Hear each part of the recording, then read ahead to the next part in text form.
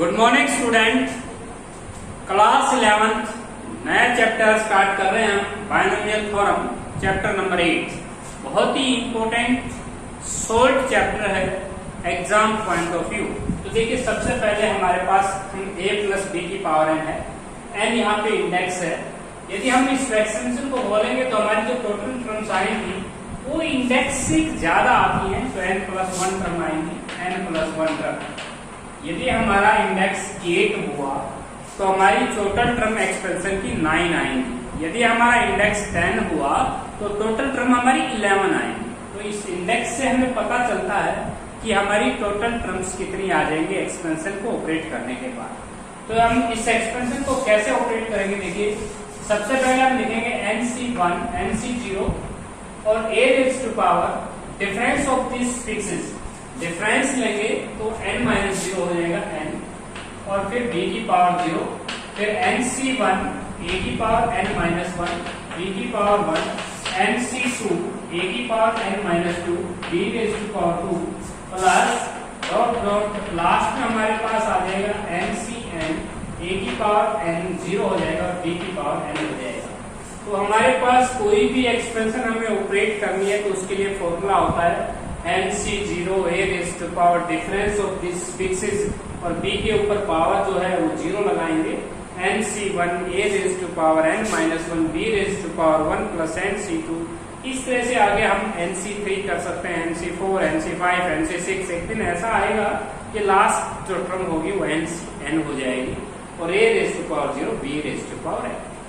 तो यहाँ पे हम इस एक्सपेंशन को जैसे हमने ऑपरेट किया है सेम हम उसी तरह से क्वेश्चंस को सोल्व करेंगे। तो क्वेश्चन के अंदर देखिए ध्यान से, अगर हमारे पास टोटल टर्म पूछता है इस एक्सप्रेशन की a plus b raise to power n और plus a minus b raise to power n, यदि हम इस एक्सप्रेशन को ऑपरेट करेंगे तो हमारी जो टोटल टर्म्स आएंगी उसमें हमने केस बता रखा है टोटल टर्म्स का।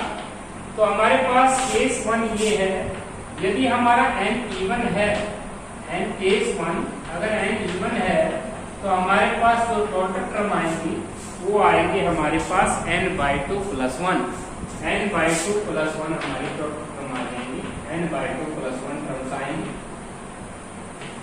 यदि हमारा केस नंबर 2 यदि हमारे पास n ओड है तो हमारे पास जो टोटल टर्म आएंगे वो n प्लस 1/2 आएंगी।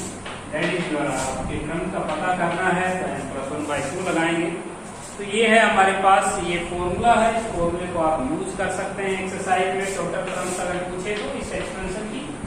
उसके बाद यूज करेंगे second formula a plus b raise to power n minus a minus b raise to power n। अब केस नंबर 1 अगर हमारे पास n ओड है तो हमारे पास जो टोटल टर्म आएंगी वो आएंगे n इज ओड के लिए हमें लिखना है n प्लस 1/2, और n इज ओड के लिए ये हमने फॉर्मूला पढ़ा है, बीच में माइनस है एक्सप्रेशन में, तो n प्लस 1/2। और यदि केस नंबर 2 अगर n इवन है तो इसके लिए टोटल टर्म आएंगी n/2, आपके पास n/2 टर्म्स हो जाएंगी इफ n इज इवन। तो यहाँ पे आप डिफरेंस क्या देखेंगे, देखिए n इज इवन है तो n/2 प्लस 1 है, यहाँ पे आप देख सकते हैं 1 है और यहाँ पे n/2, बीच में डिफरेंस है, इसमें बीच में प्लस है। तो ये दोनों फॉर्मूलों में डिफरेंस समझना है। यदि आपकी एक्सपेंशन में प्लस आता है बीच में तो आपकी जो फॉर्मूला है उसमें n/2 प्लस 1 है। यदि आपके बीच में माइनस आता है तो फॉर्मूला n/2 है, और ओड के लिए दोनों में सेम फॉर्मूला होता है। उसके बाद देखिए एक्सरसाइज का जो फर्स्ट क्वेश्चन है उसे हम सोल्व करते हैं। तो हमारे पास टोटल टर्म पूछ रखी है, तो देखिए हम टोटल टर्म को कैसे बता सकते हैं इस चैप्टर में। बड़ा इजी चैप्टर है। सबसे पहले हमारे पास क्वेश्चन नंबर जो फर्स्ट है उसमें हमें टोटल टर्म पूछ रखी है, तो बहुत ही इजी क्वेश्चन है। देखिए फर्स्ट चैप्टर एक्सरसाइज 8.1 हम स्टार्ट कर रहे हैं। तो सबसे पहले जो हमारा क्वेश्चन है उसमें हमें टोटल टर्म्स पूछ रखी है, तो 4x माइनस का 5y रेज़ टू पावर 11। यदि आपसे टोटल टर्म पूछता है तो जो टोटल टर्म का फॉर्मूला होगा वो हो जाएगा, आपके पास इंडेक्स में एक इंक्रीमेंट करेंगे तो तो टोटल टर्म हमारी हो जाएगी 12। यही आपका क्वेश्चन है, कंप्लीट हो गया है फर्स्ट पार्ट। बहुत ही छोटे से क्वेश्चन है, टोटल टर्म पूछ रखी थी। इसके बाद नेक्स्ट जो क्वेश्चन है सेकंड पार्ट 1 + 3√2x 3√2x दिया हुआ है और उसकी पावर है आपके पास 7 और उसके बाद है प्लस यहाँ पे पूछ रखा है भाई 1 - का 3√2 और x इसकी पावर है 7। अब आपको अभी एक फॉर्मूला मैंने रिटर्न किया था, यदि 1 को आप a एज्यूम कर लें और 3√2x को b एज्यूम कर लें तो a + b की 7 और a - b की पावर 7। अभी मैंने आपको लिखवाया था कि आपका n ओड आया हुआ है तो टोटल टर्म कितनी आएगी। जब n प्लस का 1/2 लिखवाया था इतनी टर्म आएंगी। ओड है आपका जो इंडेक्स है ओड है तो 7 + 1 हो जाएगा 8 का हाफ करेंगे तो 4 टर्म्स आ जाएंगी। नेक्स्ट जो पार्ट है वो भी इजी है। थर्ड पार्ट √a + का √b है, इसकी पावर जो है वो आपको लिखवाई हुई है 8 और प्लस a - का √b की पावर 8 है। तो बच्चों इस क्वेश्चन में जो n है वो आपका इवन आया हुआ है इंडेक्स। तो मैंने बताया था कि यदि प्लस आता है और इवन केस होता है तो टोटल टर्म का फॉर्मूला होता है n/2 + का 1। अब हम यहाँ देख सकते हैं हमारा इंडेक्स जो है n कहलाता है। n की जगह अगर आप पुट कर दें 8 तो 8/2 हो जाएगा 4 + 1 तो 5 टर्म्स आ जाएंगी। यदि हमारे पास दोनों एक्सपेंशन खुल के यदि आंसर देंगे तो आपकी टोटल 5 टर्म्स आएंगी। लास्ट पार्ट देखिएगा 3x + y² है, 3x + y² और उसकी पावर 9 और रेज़ की पावर है 4। तो यहाँ पे हम देखें तो ये जो पावर है ये 9 4 जा हो जाएगा 36 आपका इंडेक्स हो जाएगा 3x + y² rays to power 36।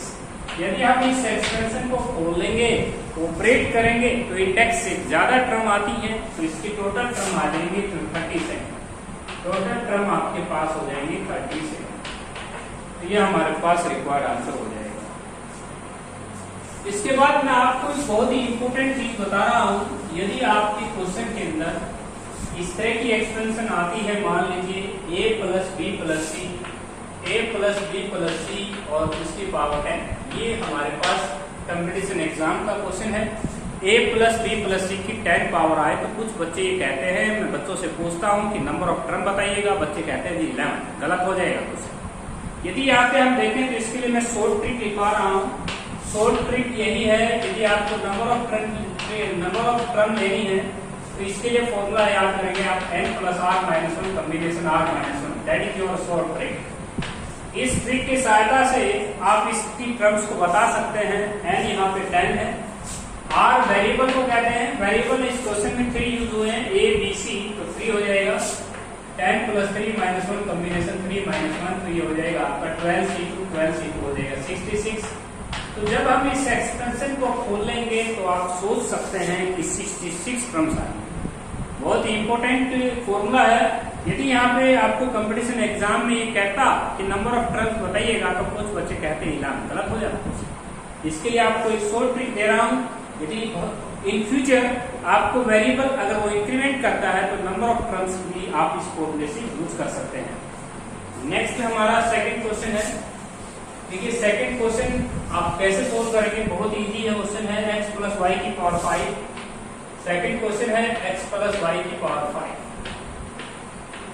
जब हम x + y की पावर 5 को एक्सपेंशन को जब ऑपरेट करेंगे तो हमारी टोटल टर्म आएंगे 6। तो फर्स्ट टर्म हो गया आपके 5c0 x raised to power 5 y raised to power 0 5c1 x raised to power 4 y raised to power 1 5c2 x की power 3 y raised to power 2 plus 5c3 5c3 x raised to power 2 y raised to power 3 plus 5c4 x की power 1 y raised to power 4 और 5c5 और x raised to power 0 y raised to power 5। जब जैसे हमने expression को खोला है last term हमारे देख सकते हो, तो हम लास्ट टर्म लिख सकते हैं 5c5 x raised to power 0 y raised to power 5। तो ये हमारे पास क्वेश्चन हो जाएगा। तो देखिए हमने इस एक्सप्रेशन की जो टोटल टर्म्स ऑपरेट की है वो टोटल टर्म्स आप देख सकते हैं। टोटल टर्म हमारे पास 6 टर्म आई है, तो 6 टर्म्स आप यहाँ पे देख सकते हैं 1 2 3 4 5 6।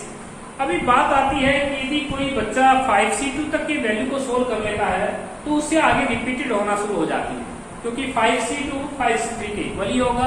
तो यहाँ पे 5C0 की वैल्यू आपको चाहिए तो 1 हो जाएगी, 5C1 की वैल्यू 5 हो जाएगी, 5C2 को सोल्व कर लिया तो 10 हो जाएगा। अब 5C3 जो होगा वो 10 के इक्वल ही होगा, 5C4 हो जाएगा आपका 5 के इक्वल और 5C5 आपका हो जाएगा 1 के इक्वल। तो स्टूडेंट ये ध्यान रखें कि हाफ टर्म तक की एक्सपेंशन कॉम्बिनेशन अगर खोल लेते हैं आप तो हाफ आपके रिपीटेड होते हैं, सेम वैल्यू आती है। 5C2 5C3 के इक्वल हुआ, 5C1 5C4 के इक्वल हुआ, 5C0 5C5 की वैल्यू सेम होती है, क्योंकि हम प्रॉपर्टी बढ़ा के आए। NCR बराबर होता है NCN-R। That is very important property of combination. Combination में मैंने इस प्रॉपर्टी को आपको पढ़ाया था। तो बच्चों जब हम इस एक्सप्रेशन को खोलेंगे तो आपको इससे वैल्यू पुट करनी है।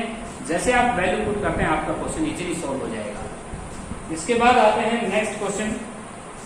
बहुत ही इजी चैप्टर है, आपको सिर्फ कॉम्बिनेशन के कुछ रूल्स याद होने चाहिए। तो सेकंड क्वेश्चन, सेकंड पार्ट है हमारा x² + 3y की power 5। x² + 3y raised to power 5 देखिए, x² सेकंड पार्ट है हमारा x² + 3y raised to power 5। x² + 3y raised to power 5 को हम कैसे सोल्व करेंगे? तो सबसे पहले हमारे पास 5C0, उसके बाद x² की पावर 5, 3y की पावर 0, उसके बाद 5C1, x² पावर इसकी हो जाएगी 4, 3y की पावर 1, उसके बाद 5C2, x² की पावर हो जाएगी आपकी 3 और 3y की पावर हो जाएगी 2, और लास्ट में आपके पास देखिए 5C3, x² की पावर हो जाएगी आपकी 2, 3y की पावर हो जाएगी आपकी 3, 5C4 हो जाएगा, x² की पावर 1 हो जाएगी, 3y की पावर हो जाएगी आपके पास 4 और 5C5 हो जाएगा, और x² की पावर 0 और 3y की पावर 5। यहाँ पे आप देख सकते हैं मैंने एक्सप्रेशन को ऑपरेट किया। 5C0 मैंने वैल्यू आपको बताई थी थोड़ी देर पहले, 5C0 1 होता है, 5C2 10 होता है, 5C3 आपके पास 10 होता है, 5C4 5C0 आपका 5C1 5 होता है, 5C2 10 होता है, 5C3 भी 10 होता है, 5C4 भी आपका 5 और 5C5 1 हो जाएगा। ये वैल्यू आप इस एक्सप्रेशन में पुट कर सकते हैं। जैसे हम इन वैल्यूज को पुट करेंगे तो आपका क्वेश्चन इजीली सोल्व हो जाएगा। जैसे 3y है, यहाँ पे 3y का स्क्वायर 9y स्क्वायर हो जाएगा, यहाँ पे 27y की 2 हो जाएगा, यहाँ पे 81y की 4 हो जाएगा, और यहाँ पे 243y raised to power 5 हो जाएगा। तो बड़ा इजी क्वेश्चन है, देख सकते हैं आप। सेकंड क्वेश्चन का सेकंड पार्ट।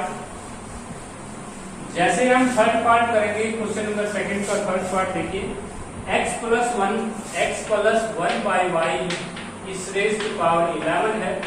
तो देखिए जब हम इस एक्सपेंशन को खोलेंगे तो हमारी टोटल टर्म आएंगी 12।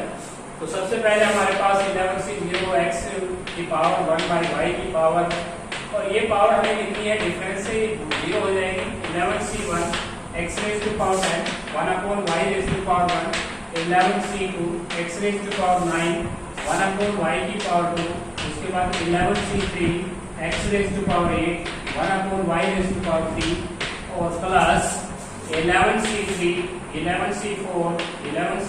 x raised to power 7 1/y raised to power 4, 11C5 x की पावर हो जाएगी 6 1/y की पावर 5, और 11C6 और x की पावर हो जाएगी 5 1/y की पावर 6, 11C7 x की पावर हो जाएगी 4 1/y की पावर हो जाएगी आपके पास 7, और उसके बाद 11C8 x की पावर हो जाएगी 3 1/y की पावर हो जाएगी 8, और 11C9 x की पावर हो जाएगी 2 1/y की पावर 9, और 11C10 और x raised to power 1 और 1/y की पावर 10, और लास्ट टर्म होगी 11C11 x raised to power हो जाएगी 0 और 1/y की पावर 11।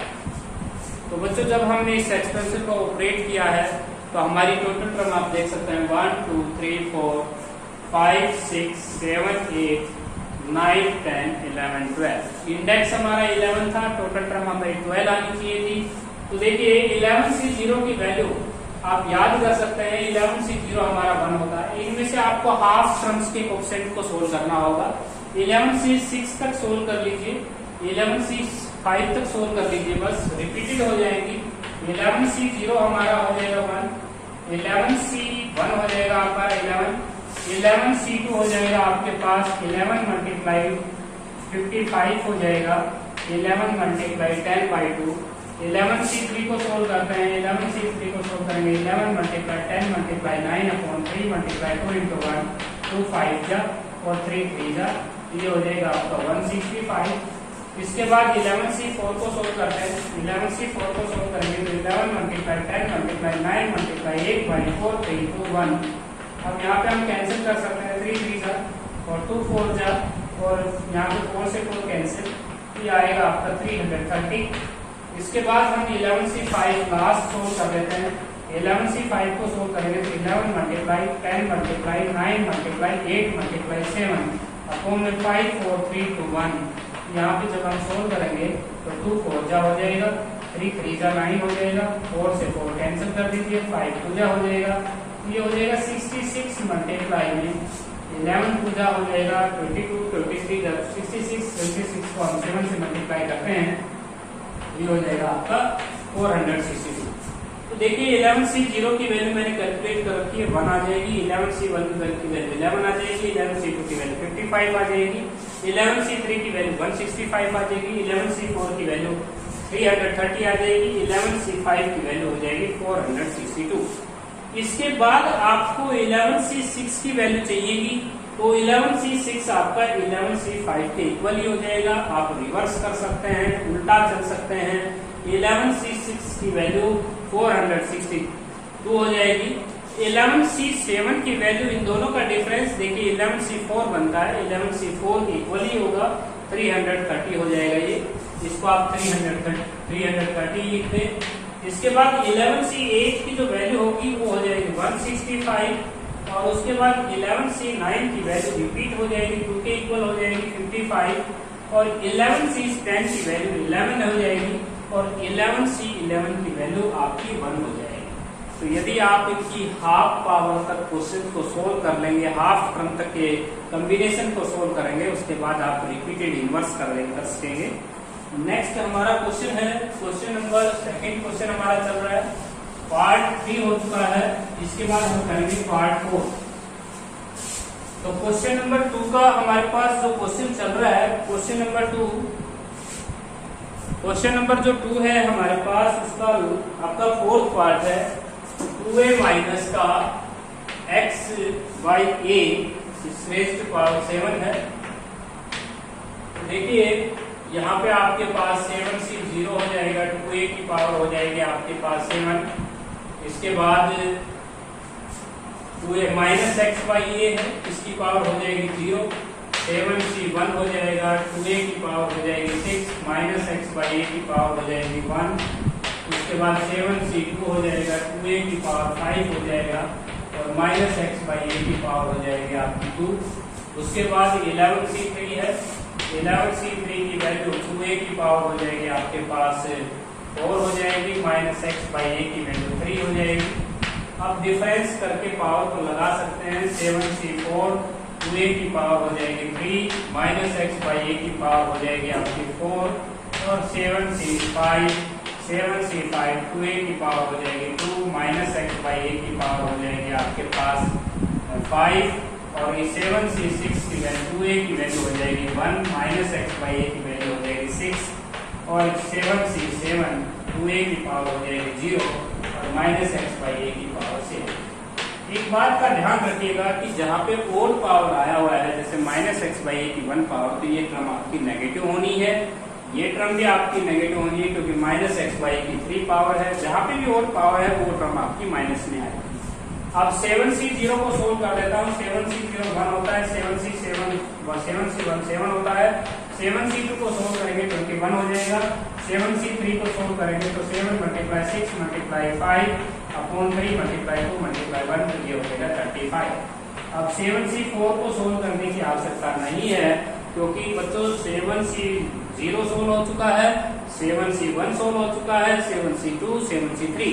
तो 7C4 को सोल्व करोगे तो आप रिवर्स ही वैल्यू याद करें। 7C4 की वैल्यू हो जाएगी 35, 7C5 की वैल्यू हो जाएगी आपकी 21, 7C6 की वैल्यू हो जाएगी 7 और 7C7 की वैल्यू हो जाएगी 1। जैसे ये वैल्यू आप ऑपरेट करते हैं आपका रिक्वायर्ड आंसर होगा 2⁵ हो जाएगा 32, 2⁵6 हो जाएगा 64। यहाँ पे a की पावर 6 है, यहाँ पे a की पावर 1 है, एक पावर आप कैंसिल कर दें।